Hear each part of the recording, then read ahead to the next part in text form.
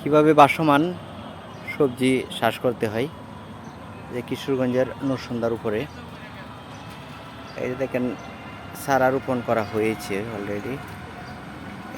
এই সেটের উপরে চারা রোপণ করা হয়েছে। দূরে থেকে দেখাচ্ছি তো তাই ভালো করে দেখানো যাচ্ছে না। এই যে উপরে মাচাং দেওয়া হয়েছে, এটার মধ্যে চারা উঠানো হবে। আর এটাতে এখন প্রস্তুত করা হচ্ছে। যে কচুরিপনা সরানো হয়েছে আর এনে একটি সেট করা হয়েছে। এই সেটের মধ্যে মাটি দেওয়া হবে। মাটি দেওয়ার পর এখানে চারা রোপণ করা হবে। তো এই যে এই জায়গাটুকু পরিষ্কার করা হয়েছে। এই যে এখানে নৌকা রয়েছে পরিষ্কার করার জন্য।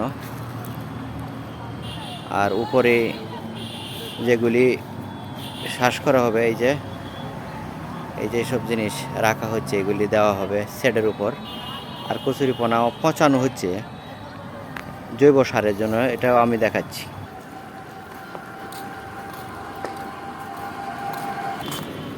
অন্য কোনো জায়গা থেকে দূর থেকে এই ছোটো কচুরিপনা এখানে এনে পচানো হচ্ছে।